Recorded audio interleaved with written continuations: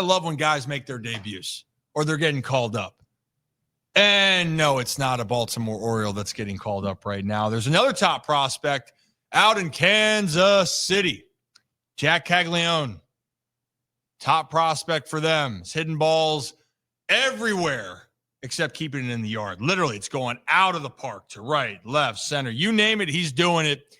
And Jack got called up, which they're having comparisons that he has power like Ohtani and Aaron Judge. That's what Jeff Passan's saying. Jim Bowden's saying Jack is really Matt Olson. Matt Olson's one of the best first basemen in the game.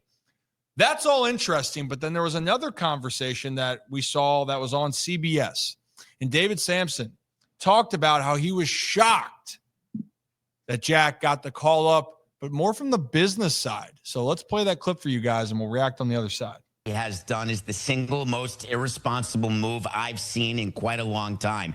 If he's going to be that good, how do you call him up now where he will hit arbitration a full year earlier than if they had waited till after around June 17th? We waited to call up Miguel Cabrera until after June 17th, and therefore we got an extra year at the minimum.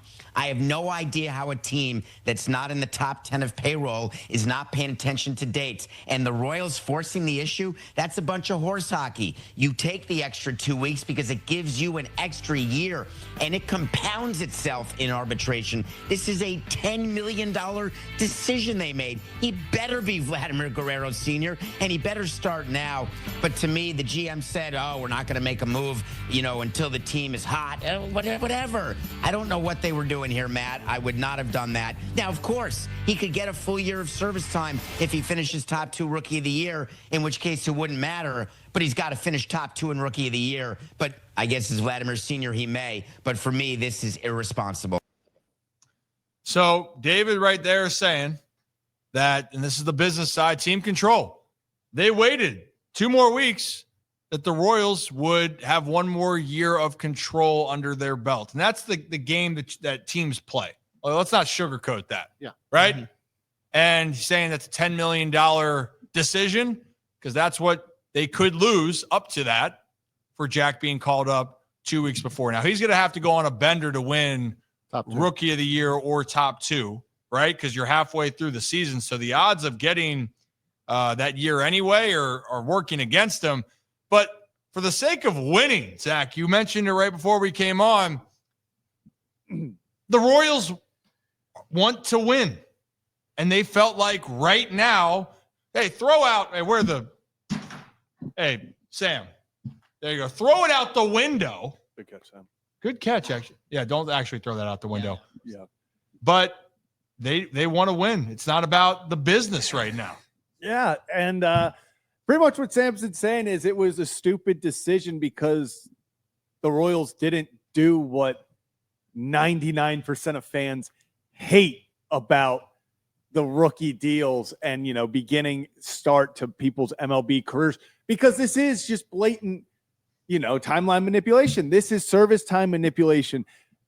And they, he wasn't even hiding that this is what he wanted them to do. I'm proud of the Royals.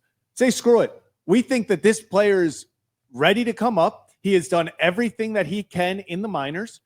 We have a fun team that is putting up some fight, crawling back into it.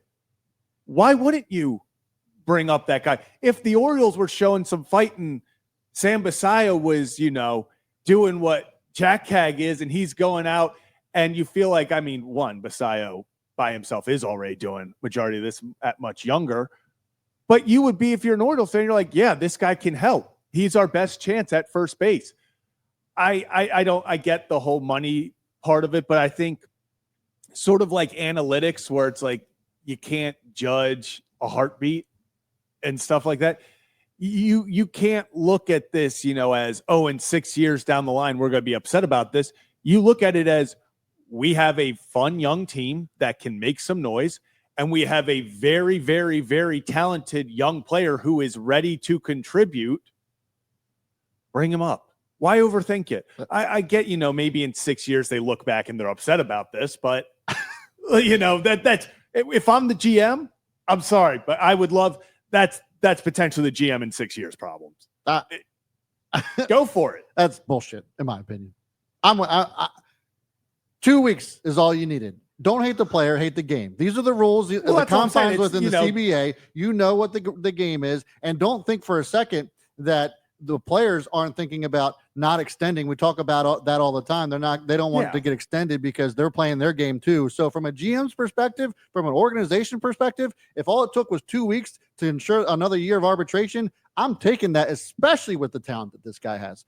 I'm on the GM side of things. I'm on the business side here. It was a dumb decision, in my opinion. You know what, though? Here's the thing.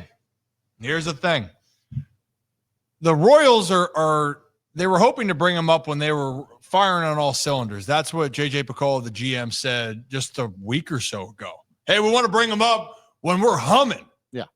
But it can go two different ways. And I said before, I don't want Sam Basayo nor Kenny be the hero when he comes up to Baltimore. And he still has work that he needs to do. He's very young. And Jac's in a different situation.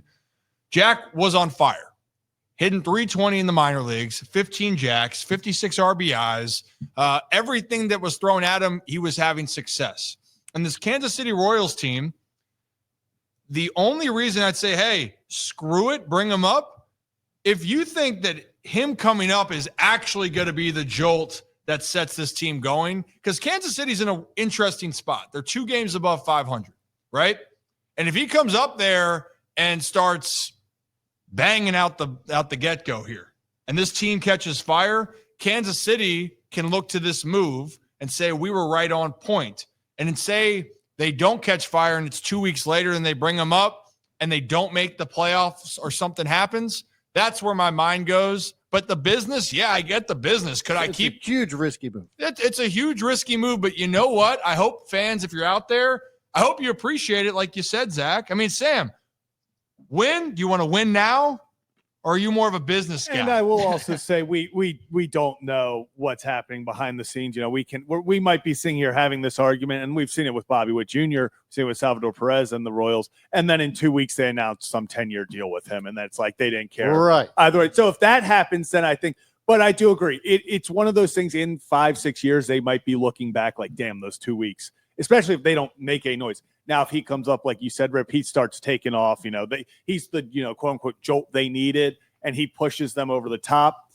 Then I do think I agree with just, if he's ready, he's ready. Over 2 weeks, though?